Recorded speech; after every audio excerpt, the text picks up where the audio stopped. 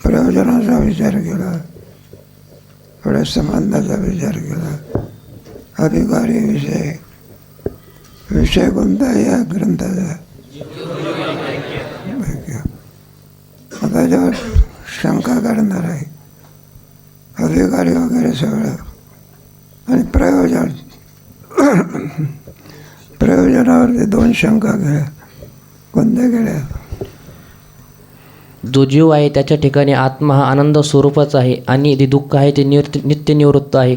तर मग त्या आत्मा जो परमानंद स्वरूप आहे त्याची पुन्हा प्राप्ती कशी, आणि जे दुःख नित्य निवृत्त आहे त्याची पुन्हा निवृत्ती कशी? मग कसं सांगितलं? जीवाच्या ठिकाणी आत्मा हा आनंद स्वरूप आहे आणि दुःख हे नित्य निवृत्त आहे याचा भ्रम झालेला आहे. जसा की राजाला भरचरू मेला व हातातील कंकण तिच्या हातातच होतं, पण तिला तिचा भ्रम झाला की माझे कंकण हरवले. मग त्या त्रयस्थबाईंनी येऊन तिला विचारले, का हो काय झालं? ती म्हणाली, माझे कंकण हरवले. म्हणे कसे होते? तर तिने सांगितले की सोन्याचं होतं. तिने बघितलं की कंकण तिच्या हातातच आहे. ती म्हणाली की कंकण तुमच्या हातातच आहे. मग तिला त्या कंकणाचं जो भ्रम झालेला होता त्या कंकणाचं ज्ञान त्या त्रयस्थबाईंनी करून दिलं. तसाच आत्मा जो आहे तो आनंद स्वरूप आहे आणि नित्यनिवृत्त जे दुःख आहे ते आत्म्याच्या ठिकाणी आहेच, परंतु त्याचं या जीवाला भ्रम झालेला आहे आणि त्याचं ज्ञान हे सद्गुरू करून देतात. तेव्हा आत्मा हे जीवाचं काय स्वरूप आहे. मग त्याची प्राप्ती कशी? काय करा? स्वरूप नसतं तर आनंदाची प्राप्ती झाली असती असं आपण म्हटलं असतं. काय करा? टोपी विसरली आहे, बरोबर आहे, मग डोकंही विसरलं. हे डोकं त्याचं काय स्वरूप आहे? त्याचा कधी विसर पडत असतो का? तसा त्याचा काय पडत नाही, विसर पडत नाही. बरं, आपल्याला भ्रमामुळे त्याचा विसर पडलेला आहे.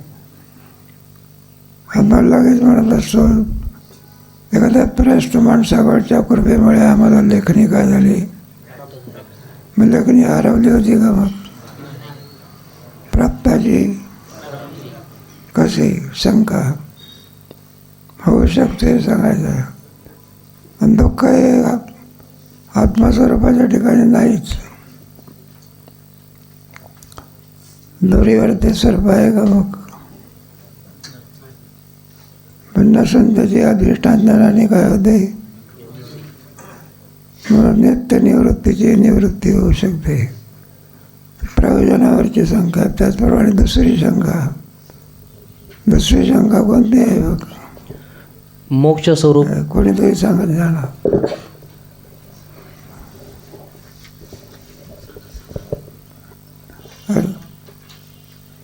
सांगायचं घरी जाऊन वाचन करीत जाणं. मोक्ष स्वरूपामध्ये कारणसहित जगन निवृत्ती आणि परमानंद प्राप्ती असे 2 अंश आहेत. त्यात निवृत्ती म्हणजे नाश, अभावरूप आहे, आणि परमानंद प्राप्ती म्हणजे भावरूप आहे. उत्तर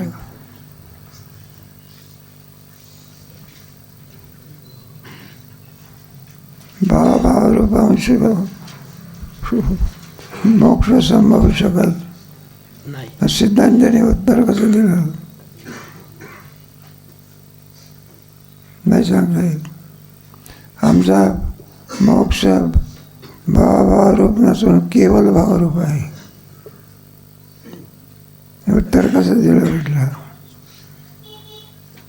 हे बा, प्राप्ती कशी आहे? भावरूप आहे काय? आणि अप्राप्ती कशी आहे? अभावरूप आहे काय? आता याचं ऐक्य कसं? भाव आणि अभाव एका अधिकरणामध्ये येऊ शकत नाही. याचं उत्तरच आहे. म्हटलं भावरूपच आहे. जे दुःख आहे ना ते दुःख काल्पनिक आहे, अध्यस्त आहे. अभ्यस्त पदार्थाची निवृत्ती अधिष्ठान रूप असते, म्हणून दुःखाची निवृत्ती अधिष्ठान रूप असल्यामुळे अधिष्ठान भावरूप आहे. म्हणून आमचा मोक्ष भावरूप नसून काय केवळ भावरूप आहे, असं उत्तर आहे. 2 शंका. तरंग काय झाला, संपला. बरोबर त्याचा विचार का थोडक्यामध्ये. अधिकारी, पुढे विषय, पुढे प्रवचन, पुढे आता एक शंका घ्यायची आहे. कशावरती? ज्ञानमधनं चतुष्टयावरती. त्याच्याकरता दुसरा तरंग आहे.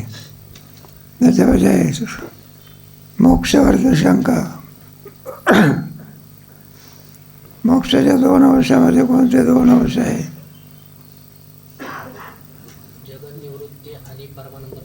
सकल दुःखाची, परमानंदाची. आता याच्यावर चालणार आहे. तेव्हा अधिकारी संभवू शकत नाही. आता हे पूर्वपक्ष. दुसऱ्या तरंगामध्ये पूर्वपक्ष करून त्याची उत्तरं दिली आहे. तेव्हा पूर्वपक्ष का संभवत नाही? सकल दुःखाची, त्यालाच म्हणतात कारण सवर्तमान जगन निवृत्ती. म्हटलं ते संभवू शकत नाही. का संभवू शकत नाही? पुढे कर्माक्रमांचं आहे. त्याचप्रमाणे आनंदाची, हे सुद्धा संभवू शकत नाही. माझा मोक्ष जर संभवू शकत नाही, तर कोणी मोक्षाची इच्छा कशाला लागेल? आता अगोदर मोक्षाचा जर माणसाला त्याची इच्छा संभवेल, नाही का बाजारामध्ये आंबे झाले नाही, इच्छा होईल का?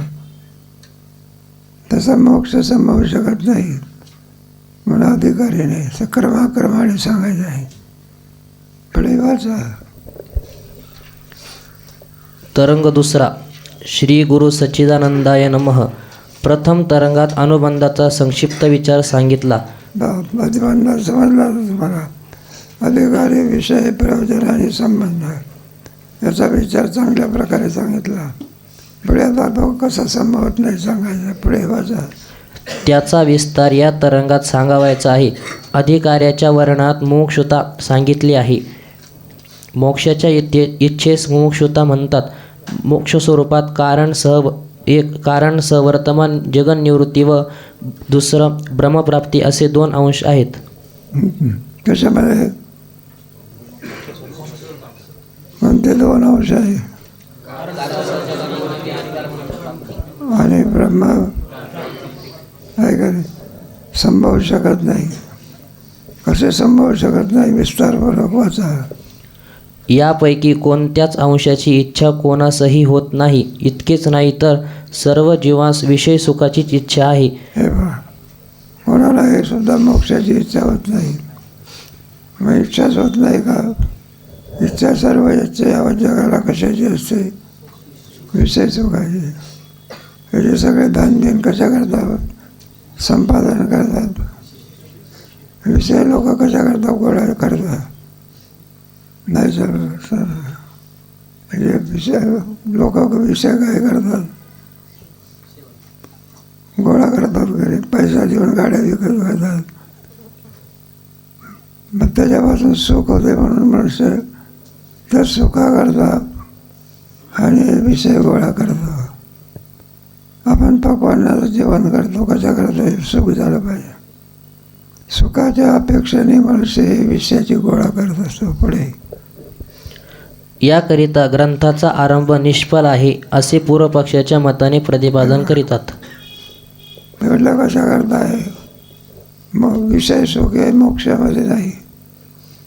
आता विषय सुख जर मोक्षामध्ये नाही तर मग लोक इच्छा कशाला करते? इच्छा करण्याकरता अगोदर पदार्थ असावा लागला. नाही का एखादा मनुष्य किड्या बाबळीजवळ गेला, नाही म्हटलं काय करतो? नाही म्हटलं तर आंबे तोडतो. येडे बाबळीला कुठे आंबे लागत असेल?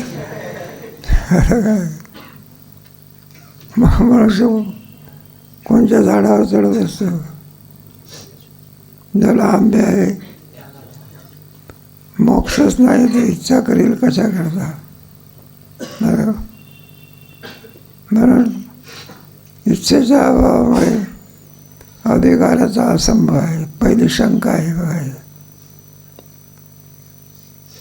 नाही लगा लक्षामध्ये. अरे आपल्याला ब्रह्मसुख माहिती आहे का विषय सुख माहिती आहे?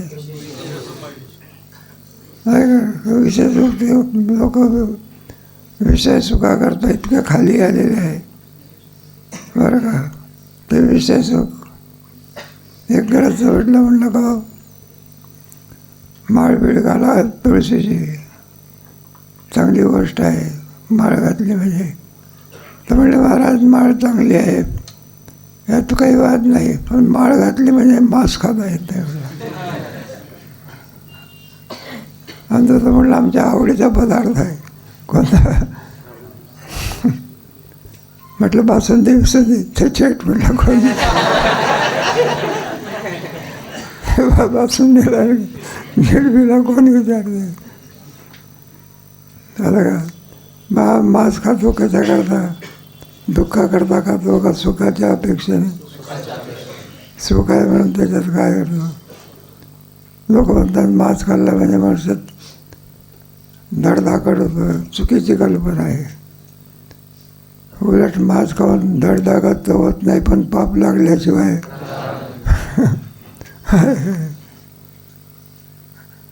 काय गोबराचा अपघात होत नाही. त्याच्यावर करू नये ते करतो वगैरे. बरोबर सुखाच्या अपेक्षेने पण अलग लक्षामध्ये अधिकाराच्या दृष्टीने विषयामध्ये काय नाही, सुख नाही. मग आता विषय आपले नाही. आपल्या मोक्षामध्ये सुख नाही. कोणता विषय सुख नाही. माझा विषय सुखाची तर आवड आहे आणि ते विषय सुख तर मोक्षात नाही. म्हणून मोक्षाची काय नाही इच्छा नाही. मोक्षाची इच्छा नाही म्हणून अधिकारी नाही. इच्छा असते तर अधिकारी झाला असा. बाकीचे लोक एका विचारसागर ऐकत नाहीत नाही तर त्यांच्या आवडीचा काय नाही. आता येत असतात का कीर्तनही आहे ना तमाशाही आहे. मग येणाऱ्या माणसामध्ये काही प्रकार पडतात ना. एखाद्या आवडीचा विषय कोणता असतो? तमाशा. आणि एखाद्या आवडीचा विषय काय असतो? आहे काय माणसं काय कोणाला आवडेल काही सांगता येत नाही. त्यावेळी एका ठिकाणी ज्ञानेश्वरी सांगायचे. काही माणसं यायचे बघा. एक दिवस काही येणारा माणूस आलाच नाही. मी म्हटलं का ते ग्रस्त आले नाही. ते म्हणले रामायण ऐकायला गेले. काय काय म्हटलं आनंदाची गोष्ट आहे का. पुढे लवकरच ते माणसं आले. मी म्हटलं का रामायण सुटलं का? नाही म्हटलं सुटलं नाही रामायण. मग ऐकायला गेले. अर्ध टाकून कसे आले? ते म्हणले रामायण ऐकायला जात नाही. रामायणाच्या पूर्वी बायाचा नाच होत असतो. नाच पाहण्याकरता लोक जातात. रामायणाला कोण विचारतो? लोक पैसा देऊन काय घेतात? पाप विकत घेतात. अलीकडे आहे का नाही? हे मोबाईलमध्ये सिनेमामध्ये काय असते ते मला कसं माहिती आहे. लोक सांगतात. म्हणून मोक्षामध्ये कोणतं सुख नाही. सिनेमेमध्ये काय आहे काही त्याची जरुरी नसते तरी बायाचा काय ठेवतात ना. कारण ते लोकांना आवडते ना म्हणून तर सिनेमे पाहायला जातात. बाई पार्ट्या जर करीत असली तर कोण सिनेमा पाहायला जातो? पलीकडचा काला येतच बाई. हे बरं आपलं वारकरी शिक्षण संस्था आहे म्हणून बरं आपलं थोडं संस्कार तरी चांगले असतात. म्हणून सांगण्याचं तात्पर्य आहे विशेष मोक्षामध्ये विशेष सुख नसल्यामुळे त्याचा अधिकारी संभवू शकत नाही असा पूर्वपक्ष क्रमाक्रमाने सांगायचं. पुढे वाचा. पूर्व पक्षाच्या मताने अधिकाऱ्याचा असंभव. मूलासह वर्तमान म्हणजे अविद्येसह जगत निवृत्तीची कोणी इच्छा करीत नाही. फक्त त्रिविध हे बाहेर सगळे जगत आहे ना, जगत निवृत्तीची काही इच्छा करीत नाही.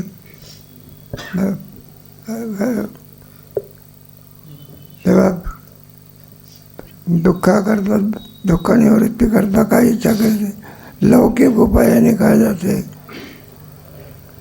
आपण एका दवाखान्यामध्ये जात असतो, मग लौकिक उपाय आहे कधी.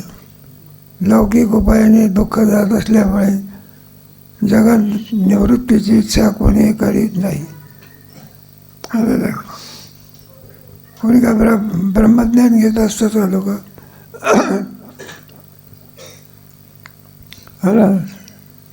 पुढे फक्त त्रिवेद दुःखनाशीच इच्छा सर्व जीव करतात. जगतात जितके दुःखे अनुभवाला येतात त्यात रोगशुद्धादिकांपासून होणाऱ्या दुःखास आध्यात्मिक म्हणतात. या संसारावर 3 प्रकारचं दुःख आहे. पहिला प्रकार म्हणजे पहिला प्रकार, दुसरा प्रकार आणि तिसरा प्रकार आहे. जो पहिला प्रकार म्हणजे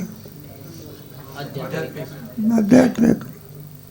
हे पण रोज आपल्याला भूक लागते ना, तहान लागते, दुःख नाही तर काय. एका दिवसाने संपून जात असते, एक रोज लागल्याशिवाय राहत नाही. दुसरं सांगायचं म्हणजे दुःखच आहे तुझं. नाही जेवायला मिळालं तर नाही का, थोडा वेळ जरी झाला तरी माणसं तळमळतात. एक पोरगा होता पाहिजे, तो रडायला लागला. त्याला विचारलं कशाला रडतो, काय कोणी बोललं का तुला, का कोणी कधी काहीतरी. तर म्हणलं काही नाही. मग रडण्याचं कारण काय, म्हटलं घरी आहे माही बरोबर 11 वाजता जेवण म्हणजे जेवण, ते ताजं जेवण सगळं. आणि म्हणायला लागली तर 11 नाही 12 वाजता 1 वाजते तरी सुद्धा जे मधुकरीचा काय नाही. वरून माडीवर जातो, माडीवर खाली घेत असतो, आली का मधुकरी आली का. आमच्या बापाला काय अडचण झाली ती कोणाला माहिती. म्हणा वारकरी शिक्षण संस्थेत नाव घातलं, थंडी पडली तरी पांघराला नाही, भलतं त्याला उठावं लागलं. कसं काय, याला कोणतं दुःख म्हणायचं, आध्यात्मिक म्हणा. हे रोज हे दुःखच आहे. अरे सगळा बरं का, रोग लघवीकडे जाणं, रोज कुठे जाणं, शौचाकडे जाणं, एकदा जाऊन थांबत असते. एकच निदान दिवसातून 1-2 वेळा तरी काय करावं लागतं. हे का सुख आहे का दुःख आहे. रोज लघवीकडे जायचं, त्याच्यात इंद्रिय चांगलं पाहिजे. किडनी फेल झाली असेल तर मरायची पाळी, करायचं. जेवण केलं पण शौचात साफ होत नसेल, हेच जावे त्याच्या वंशाय, हे असे दुःख असं. हे नाना प्रकारचे दुःख आहे. क्षुधा तृषा वगैरे सगळे दुःख आहे ना. रोगाचं दुःख अलीकडे तर डायबिटीस आणि तर घर करून टाकलेलं आहे. त्याला कोणता वय पाहत नाही, काही पाहत नाही, श्रीमंत नाही. आणि असा विचित्र रोग आहे, सगळे पार्ट दुःख. हे डायबिटीस झाला म्हणजे मधुमेह म्हणतात त्याला मराठी भाषेमध्ये. तेव्हा मग जरा डायबिटीस झालेला ते पदार्थ खाता येत नाही, फक्त पाहण्याचं सुख मिळते. काय बासुंदी खाण्याचा आनंद मिळतो का पाहण्याचा. म्हटलं खाल्लं तर राम भलो आहे. कोणतं दुःख म्हणायचं. बाहेर सुद्धा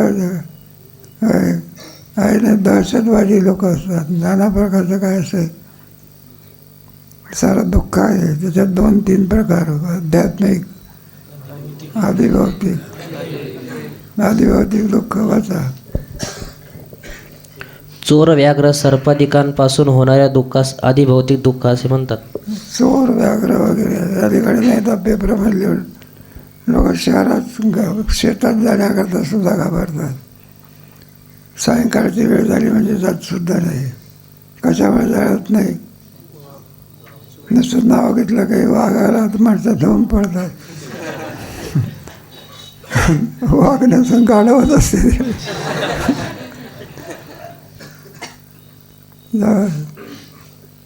चोर व्याघ्र किती कराय ते चोर अगोदर पाहून ठेवतात ते लोक आणि चोरी करण्याकरता खंडणी मागतात लोक. या ठिकाणी असं आहे ना, नाहीतरी त्याचं मूल काय करतात, हरण करून टाकतात. या चोर व्याघ्र वगैरे त्याला भौतिक दुःख मारायचं. कोणतं दुःख? आदिदैविक दुःख. आदिदैविक जीवाचा. यक्ष राक्षस पिशाच शीत वातादिकांपासून होणाऱ्या दुःखास अधिदैविक दुःख म्हणतात. हे पहा, पिशाच राक्षस वगैरे वगैरे जेव्हापासून होणारे पुरे दैवी दुःख म्हणतात. कुठं आता आली होती ना सुनामी काहीतरी लंकेमध्ये. सुनामी आली म्हणजे समुद्राला येत असते, घराच्या घरानं गावाचे गाव वाहून जात असतात. हे सगळं नाही का पुराणी वाहत असतात. एखाद्या कंपनीला आग लागत असते. हे सगळे कोणते दुःख आहे? भूकंप होणे. भूकंप झाला म्हणजे किती अगोदर मोठ्या बिल्डिंग पहिले पडतात बघा. शेतकऱ्याच्या खेड्यातली घरात जशी तशीच राहते भूकंप झाला तरी. हा शहरातल्या बिल्डिंग गावात नुसतेच हालतात सगळ्या. हे सगळं कशातलं दुःख आहे? सगळं जगतामधलं दुःख आहे. आणि त्याला जगन्निवृत्ती असं म्हणतात. पुढे या 3 प्रकारच्या दुःख नाशाचीच सर्व पुरुषांना इच्छा होते. दुःखाहून भिन्न जी अविद्या आणि तत्कार्य जगत याचे नाशाची कोणीही इच्छा करीत नाही. बाबांची जगन्निवृत्ती वगैरेचे कोणी नाश होण्याची काय करीत नाही, इच्छा करीत नाही. पुढे आता कारण सवर्तमान जगन्निवृत्ती झाल्या वाचून सकळ दुःखाची निवृत्ती शक्य नसल्यामुळे सर्व दुःखनाशाची इच्छा करणे म्हणजेच कारण सवर्तमान जगन्निवृत्तीची इच्छा करणे होय. हे बघा, नुसतं कार्याची इच्छा करून काम लागत नाही, कारणापर्यंत जावं लागत असतं. तेव्हा हे सगळे कारणं असतात. एखादा रोग असतो, तो रोग काय की बरा होत नाही. मग डॉक्टर लोक, ते वैद्य लोक कारणापर्यंत जातात. कोणतीही मीमांसा करायची असली, निवृत्ती करायची असली, कारणासह निवृत्ती करावी लागत असते. कारणाच्या निवृत्तीशिवाय कार्याची निवृत्ती होऊ शकत नाही. कोणातरी मुलाला, आपल्या माणसाला पचारोग होता बघा. तर डॉक्टरकडे गेला तर म्हणला असं डॉक्टर सांगितलं तुम्ही काय खात असता? तर म्हणला काय? मला गुळ खात असता का तुम्ही? मला गुळ खात असतो. म्हणलं या गुळाचा परिणाम आहे कोणता त्वचेवर झालेला आहे. गुळ खाणं काय करा, सोडून द्या. मग त्याने डॉक्टरच्या म्हणण्याप्रमाणे गुळ खाणं काय केलं, सोडून दिलं बघा. तरी पण रोग काय होईना. तर म्हणलं डॉक्टर गुळ खात नाही तरी रोग काय होत नाही. म्हणलं आता गुळ खाण्याने जर रोग होते तर म्हणलं आम्ही तर मुळीच खात नाही आता. तर मला लागलं म्हणले पाय आता खात नाही, मागच्या जन्मात खात होतं. कोणत्या जन्मात? म्हणजे दुःख जे आलेलं आहे या जन्माच्या पापामुळे का मागच्या जन्माच्या पापामुळे, ते चुकत नसतं बघा. ते या जन्मात जरी आपल्याला दुष्कर्म केलं असलं त्याचं फळ मिळालं नाही तरी पुढच्या जन्मामध्ये त्याचं फळ मिळाल्याशिवाय केले कर्म झाले उपजले मेले. नाही बघा, काही माणसं असतात ना निर्व्यसनी असतात, काही कोणताही व्यसन नसते, काही नसते, तरीसुद्धा कॅन्सरने आजारी असतात, कोणी कशाने आजारी. ते म्हटलं आम्ही काही केलं नाही, मग हे सगळं पापाचं फळ नाही का, दुःख आहे कोणाचं फळ आहे. मग कोणत्या तरी योनीमध्ये काय केलं असलं पाहिजे असं आहे कारणापर्यंत. मग सगळ्या दुःखाचं कारण आहे जग आहे बघा. नाना प्रकारचे दुःख असतात.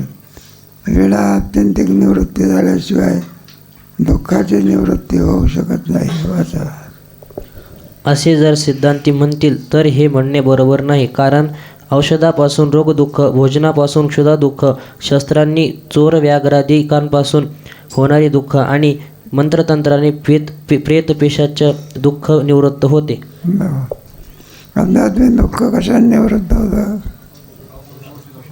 भूक लागली आहे, मला निवृत्ती करायची आहे, कशाने होईल? अन्न. तहान लागलेली आहे, पाणी. रोग झालेला आहे, त्याच्यापासून दुःखाची काय होते? आता थंडी पडते, चटणी घाल पाहिजे असेल तर आपण अधिक कपडे घालतो. काय घालतो? त्या कपड्याच्यामुळे थंडीची बाधा होऊ शकत नाही. तसं 3 कारणाने 3 प्रकारचं दुःख जाते. पहिला आध्यात्मिक, शुद्धा, तृषा वगैरे आदी करून जे दुःख आहे ते अन्नाधिक प्राशन केल्यामुळे दुःखाची निवृत्ती होते. आध्यात्मिक दुःखाची काय होते? दुसरं कोणता येतं? आदिभाव. त्याच्याकरता हे दहशतवादी लोक आहे, पण घराला दार लावत असतं, दाराला कुलूप लावत असतं. चोरापासून त्याचं काय होते? दुःख निवृत्त होत असते. चोर म्हणा, व्याघ्र म्हणा, आपल्याहून भिन्न प्राण्यापासून होणारं दुःख असतं, त्याला भौतिक दुःख असं म्हणतात. तिसरं दुःख आहे अतिवृष्टी होणे. यावर्षी पावसाची कोणती वृष्टी झाली? शेतकऱ्याचं सगळं पेरलेलं सगळं फुकट गेलं. की कोणतं दुःख आहे? आपल्या त्याला आदिदैविक भूकंप होणे, विजेला पडणे, या दुःखाला आदिदैविक दुःख असं म्हणत असं. मग त्याच्याकरता चोर व्याघ्रापासून होणारं दुःख असेल तर शस्त्रास्त्र वगैरे आदी करून त्याच्यापासून ते दुःख निवृत्त होत असतं. आदिदैविक दुःख निर्वाचकाचं असेल, मंत्र तंत्र वगैरे त्याच्यापासून आदिदैविक दुःख निवृत्त होतं. 3 प्रकारचं दुःख 3 कारणांनी निवृत्त होते. म्हणून कोणीही सुद्धा जगन निवृत्तीची इच्छा करीत नाही. पुढे म्हणून आज्ञांसह वर्तमान जगन निवृत्ती रूप मोक्षाच्या प्रथम अंशाची जरुरीच राहत नाही. हे पहा, प्रथम अंश कोणता आहे? मोक्षाचा पहिला अंश कोणता आहे? सकल दुःखाची लौकिक उपायाने होते. कोणत्या उपायाने? मग लौकिक उपायाने जगन निवृत्ती होत असल्यामुळे आलं लक्षात. कोणी मोक्षाची इच्छा करीत, भूक लागल्यानंतर तळमळत जरी असला अन्न सेवन करता बरोबर भुकेची इच्छा निवृत्त होऊन जात असे. काय करे? भुकेचं दुःख आहे करे? हे मनुष्य प्राण्यातलं बरं आहे, काहीतरी साधना करतात. इतर देहामध्ये सुद्धा भुकेचं दुःख असते, पण त्यांना साधनाची आवश्यकता मिळवता येत नाही. माणसाला साधनाची जरुरीच करता येते.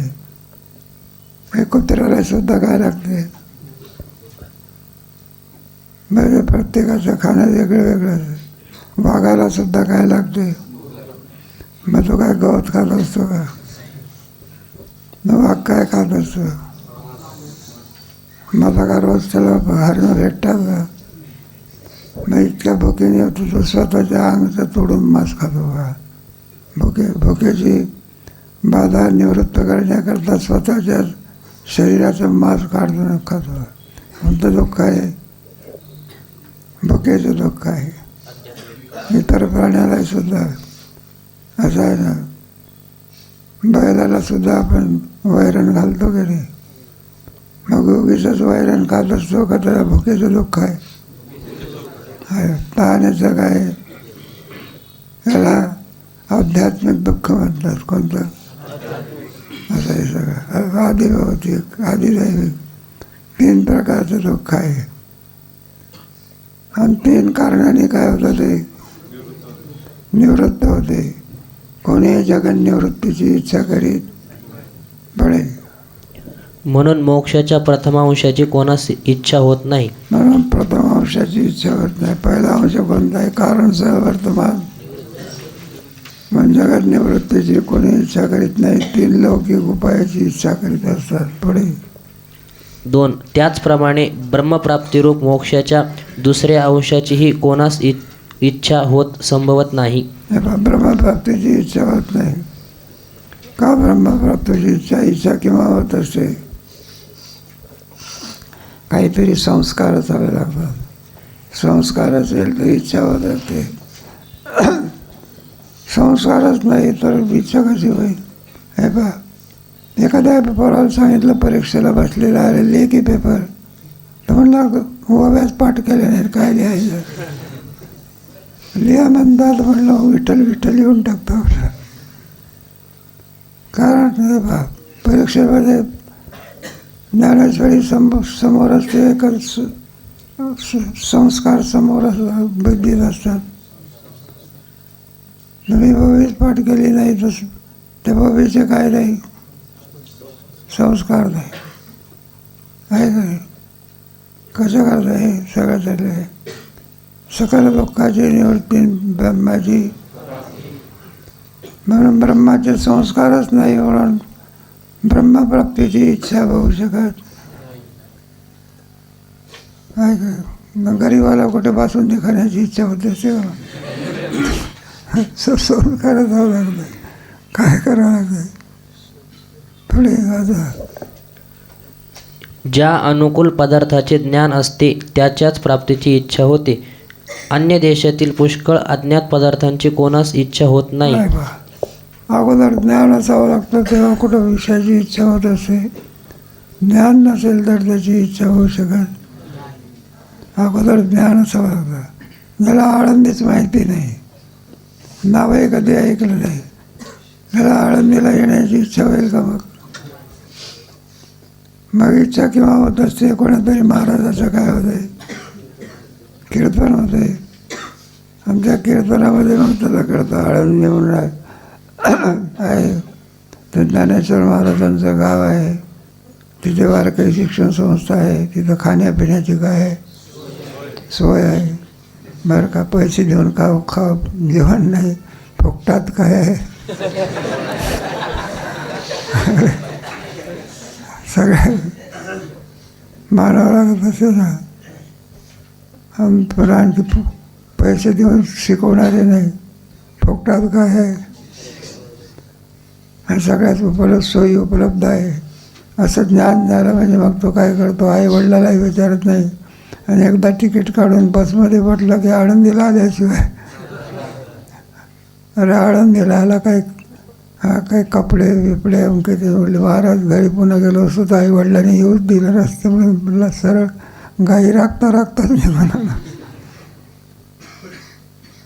म्हणजे त्याला आळंदीचं महत्त्व काय झालं कळालं. तेव्हा कुठे त्याला येण्याची काय झाली? अगोदर महत्त्व कळावं लागत असतं. ब्रह्माचं महत्त्व कळतच नाही तर तो ब्रह्मप्राप्तीची इच्छा कशाला करेल तो? म्हणून कोणती क्रिया होण्याच्या अगोदर त्या क्रियेचं ज्ञान असावं लागतं. काय असावं लागतं? जर ज्ञान नसेल तर इच्छा होऊ शकत. पुढे कारण त्याचे ज्ञानच नसते. तुमच्या मताने जर ज्यास ब्रह्मस्वरूपाचे ज्ञान नसूनही ब्रह्मप्राप्तीची तर इच्छा आहे तो या ग्रंथाचा अधिकारी, पण ज्याला ब्रह्माचे ज्ञानच नाही त्याला ब्रह्मप्राप्तीची इच्छा कशी होणार? ज्ञानच नाही तर इच्छा होईल. म्हणून इच्छा होण्याकरता अगोदर काय पाहिजे? ज्ञान पाहिजे. मग माणसाला एकाच वेळा 2 आमंत्रण आले. पहिलं आमंत्रण होतं आपलं द्वादशी सोडायचं. म्हणजे काय होतं? आपलं आमटीन भाकरी, पिठलं नाही तर भाकरी. दुसरं आमंत्रण आलं. पहिलं स्वीकारलं तरी दुसऱ्याला म्हटलं काय भेट आमचं? म्हटलं काय आहे? म्हटलं पक्वान्नाचं जेवण आहे. श्री बालाजीचं काय? पहिलं हॉप करून टाकतो. दुसऱ्याकडे काय करतो तो? माझा दुसरीकडे काय केलं? त्याला पदार्थाचं काय झालं? ज्ञान झालं. आणि ज्ञान झाल्यानंतर इच्छा उत्पन्न होत असते. विनाकारण इच्छा उत्पन्न होत पुढे. बरे, ज्यास ब्रह्माचे ज्ञान आहे तो तुमचे मतात मुक्त आहे, त्यासही ब्रह्मप्राप्तीची इच्छा संभवत नाही. हे पहा, आता पूर्णत्व प्राप्त झालेला मनुष्य आहे, त्याला त्याच्या ठिकाणी इच्छा संभवत नाही. का संभवत नाही? तुम्हाला आहे ना, गीतेमध्ये सुद्धा सांगितलेलं आहे त्याच्यावेळी, यस्य आत्मरतिरेव स्यात् आत्मन्येव च संतुष्टः. पूर्ण अवस्थेला काम क्रोध लोभ निमाली, काम नाही, काम नाही, याच्याची काय झालेली असते आहे का? अनेक लोक आहे, अमाप पैसा आहे, त्यांना आता पुन्हा नोकरी करून पैसा मिळवण्याची इच्छा आहे का? का नाही? अमाप पैसा आहे की आहे. इच्छा कोणाला होत असते? घर बांधण्याची इच्छा कोणाला होते? 21 प्रकारच्या बिल्डिंग आहे त्याची होत असते. मग घर बांधण्याची इच्छा कोणाला होत असते? ज्याला घर नाही त्याला. बांधायला गेला आहे जवळ फक्त 20,000 आणि 1 गुंठा 25 लाखाला. मग विकत घेण्याकरता पुढे जातो का माघारी फिरतो? आहे का? हे कशाकरता चाललेलं आहे? इच्छा कोणाला होत असते? ज्याला ज्ञान नाही त्याला त्याची काय होत नाही. मग ज्याच्याजवळ ज्ञान आहे, इच्छा संपन्न गेलेली असते, त्याला काय जरूरत आहे? जो 1.25 कोटी रुपयाची गाडी चालवतो त्याला नोकरी करेल का तो? त्याला धन मिळवण्याची काय नाही, इच्छा नाही. नाही काय एखाद्याचा 20-25 एकर जर शेत असेल आणि एक गुंठा 25 लाख रुपयाला गुंठा मिळतो, मला सामान्य पैसे झाले का? मग त्याला आता नोकरी करण्याची इच्छा होईल का? नोकरी करण्याची इच्छा कोणाला होत असते? संसाराला काय पाहिजे? बरं पैसा पाहिजे ना, नाही तर काय मधुकाई का? कशाची तयारी नाही, लग्न करता आपला. लग्न केल्यानंतर काय मारुतीच्या देवळात राहायचं? अगोदर सदनता असावी लागत असते. मग इच्छा कोणाला होत असते? ज्याला प्राप्तीची असते त्याला त्याची इच्छा होत असते. ब्रह्मस्वरूपाला झालेल्या माणसाला कोणती इच्छा होत नसते. ज्याला ब्रह्मप्राप्ती नाही, माहीतच नाही, त्यालाही इच्छा होत नाही. ज्याला ब्रह्मप्राप्ती पूर्ण झालेला आहे त्यालाही इच्छा होत नाही. पर्यायाने काय झालं? ब्रह्मप्राप्तीची इच्छा होऊ शकत. तुमच्या मोक्षामध्ये आहे ना सकल दुःखाची ब्रह्माची ना सकल दुःखाची निवृत्ती होऊ शकत नाही. आणि ब्रह्मप्राप्तीची इच्छा काय होत नाही. अशी काही व्यवहारामध्ये पाहतो ना, मरायच्या वेळेला सुद्धा राम म्हणा की तुम्ही आळंदीला गेला होता का रे? तर मला आळंदी माहितीच नाही बरं का.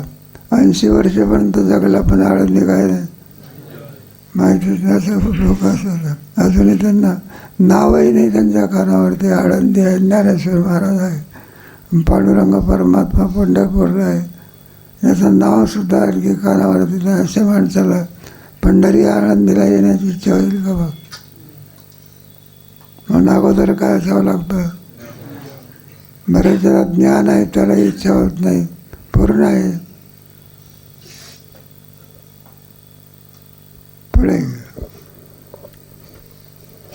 या प्रकारे ब्रह्मज्ञान असणाऱ्यास आणि नसणाऱ्यास ब्रह्मप्राप्तीची इच्छा घडणे शक्य नाही.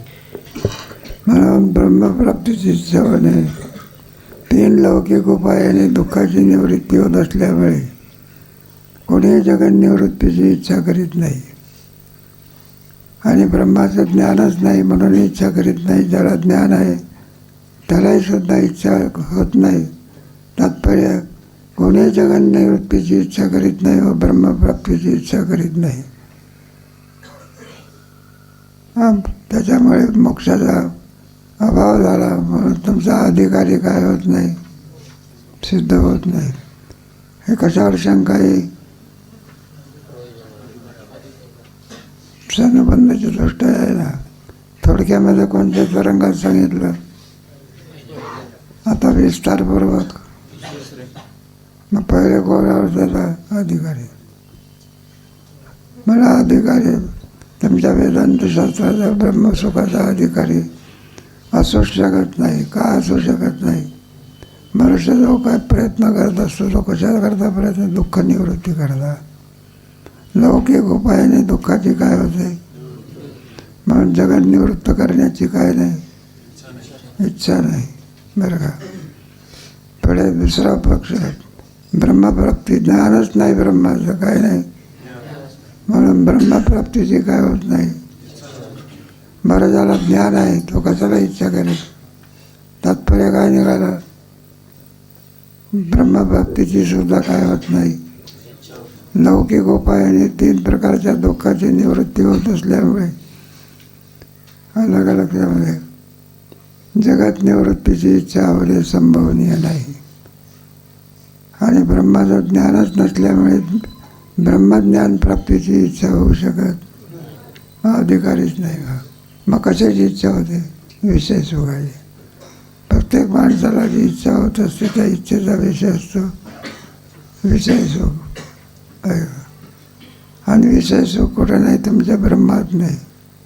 म्हणून ब्रह्मप्राप्तीची काय नाही, इच्छा नाही. म्हणून साधनातही काय नाही. मग साधनामध्ये कल्पना करायला पक्वास शिकण्याची इच्छा आहे, तो मृदंग घेण्याची काय करतो, इच्छा करत असतो. काय करे, कुठून तरी पैसे काढून आणतो, पोहतो. मृदंगाचं शिकायचं आहे, मृदंगाचं नाही, मग दुसऱ्याच्या मृदंगावरून शिकतो. आणि ज्याला मृदंग शिकायचं नाही त्याला इच्छा होईल का मग? म्हणून ज्याला बरं का 3 प्रकारच्या दुःखांनी निवृत्ती होत असल्यामुळे जगन निवृत्तीची इच्छा होऊ शकत नाही. आणि ब्रह्मप्राप्तीचं ज्ञानच नाही म्हणून ब्रह्मप्राप्तीची काय होऊ शकत नाही. मग कशाची इच्छा आहे? विषय सुखाची. विषय सुख कशात नाही, मोक्षात नाही. म्हणून मोक्षाची इच्छा संभवू शकत नाही. म्हणजे मुमुक्षुत्व नाही, काय नाही. मग साधनामध्ये काय नाही. आहे का? ज्याचं नाव त्याच्यावर ते मिळेल. तुमच्या वारकरी शिक्षण संस्थेच्या याच्यावर नावं झालं नाही, मग त्याला पाठाला येण्याची काय होत नाही. जरा काय पाठाला येत नाही, माझं नाव कुठं आहे म्हणलं. म्हणून मोक्षाची इच्छा संभवू शकत नाही. कशावर ते अधिकाराचा असंभव कसा आहे. मग साधनामध्ये काय होत नाही. मग तो कशाला श्रमदम आज नाही का, श्रमदम उपरम सद्धा समाधान तितिक्षा याच्यामध्ये तो प्रवृत्त होत. मग क्रियेमध्ये किंवा प्रवृत्त होत असतो. त्याची इच्छा असावी लागत असते. इच्छाच नाही तर तो क्रियेत प्रवृत्त होऊ शकत नाही. पुढे 3. दुसरे असे की सर्व पुरुषांना विषयी सुखाचीच इच्छा आहे. कोणास पुत्र, कोणास धन, कोणास स्त्री, कोणास ऐश्वर, कोणास प्रतिष्ठा, कोणास कीर्ती इत्यादी विषयांची इच्छा असते. इच्छेचे विषय कोणाला कशाची इच्छा असेल, कशाला इच्छा असेल हे काही सांगता येत. एखाद्याला विचारलं म्हणलं का ते शिक्षण, तर म्हणलं नोकरीची इच्छा आहे म्हणून शिक्षण घेतलं पाहिजे. कोणाला कशाची, कोणाला कशाची. लग्न झालं आहे, मुलंच होत नाही. मुलाची तर इच्छा आहे पण काय होत नाही. हे संसारातलं गणित विचित्र असते आहे. ते कसं मानसिक दुःख देत असते. जावे त्याच्या वंश आहे देवाकडे आहे ना. आणि ते जाऊ दे, जास्त विवरण नको. मग ते संसारातलं जे दुःख असतं नाही तर विचारसागराचा पाठ आहे, जास्त सांगणं नको.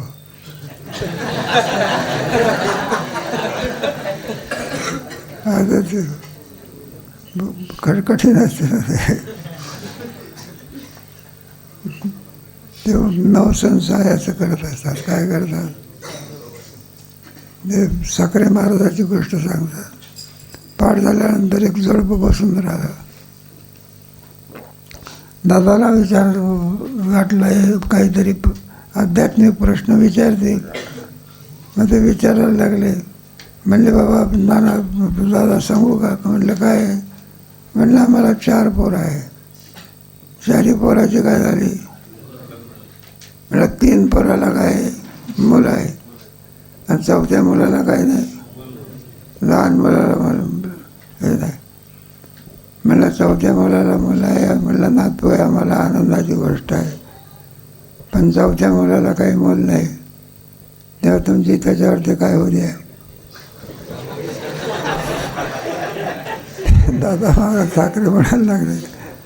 माझं वय 60च्या वर गेलेलं आहे तरी मला सुद्धा काय नाही. मुलगा नाही, मलाच मुलगा नाही. तुम्हाला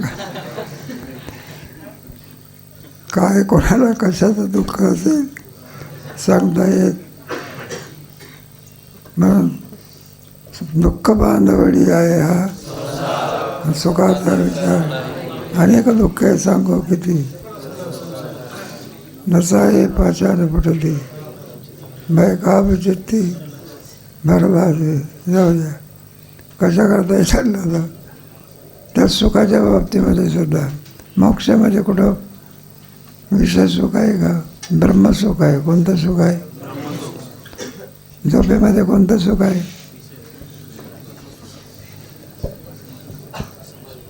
झोपेमध्ये कोणतं सुख आहे? सुख जर नसतं तर घेण्याची इच्छा केली असती का? एक विद्यार्थी होता, तो पाठाचं आसन घेऊन यायचा. मी म्हटलं तुला आसन कशाला आणतो तो? वा म्हटलं तू विचारचा करायचा पाठ चालू असताना झोप फार सुंदर येते. पाठ सोडून तू झोपतो. दुःखा करता झोपतो का सुखा करता? आहे का नाही?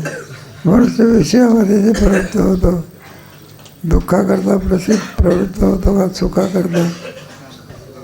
आणि ते सुख विषय सुख कशात नाही. पुढे सांगू तुम्हाला, विषयातही सुद्धा सुख नाही. विषयामध्ये सुख आहे हे समजणं आहे सुद्धा भ्रम आहे. पुढे 2-3 तरंग होऊ द्या मग तुम्हाला सांगा. विषयात सुद्धा विषयी सुख आहे बोलण्याची सारिखे. हे आताच नाही 4थ्या तरंगामध्ये गोड विषय आहे त्यावेळेला तुम्हाला सांगा. असं हे विषयाचं सुख आहे बघा. त्याच्यामध्ये माणसाला सगळ्या संसारात का बरं रममाण झालेली आहे? सुख आहे म्हणून का दुःख आहे म्हणून? कर्तव्याला सुद्धा माणसं विसरून गेलेली आहे. केवळ संसारात दंग आहे. वय झालेलं आहे पण परमार्थ काय नाही माहिती नाही. मरायला टेकलेलं आहे पण काय नाही परमार्थ माहिती नाही. कशामुळे? विषय सुखात रममाण झालेला आहे. भगवान गीतेमध्ये सांगतात, ज्ञानेश्वरीमध्ये सांगतात, सांगूनही सुद्धा काही उपयोग होऊ शकत. हे सगळं हे भाग्याची गोष्ट आहे. तुम्ही या ठिकाणी आणखी आले थोडं मुमुक्षुत्व जागृत झालं. काय झालं? इथल्या शिक्षणाने तुम्हाला काय नोकरी मिळणार आहे का? मग काय मिळणार आहे? उद्धार होणार आहे. इथलं साधारण ज्ञानप्राप्तीचं कोणतं दुःख निवृत्त करते? बंधाचं दुःख निवृत्त आहे. म्हणून उद्धाराकरता आपली वारकरी शिक्षण संस्था आहे. बाकी किरकोळ सोडून द्या. एखाद देशी पकवानाचं जेवण भेटते कधी काय. तेव्हा कशा करता? विषय सुख मोक्षात नाही, ब्रह्मसुख आहे.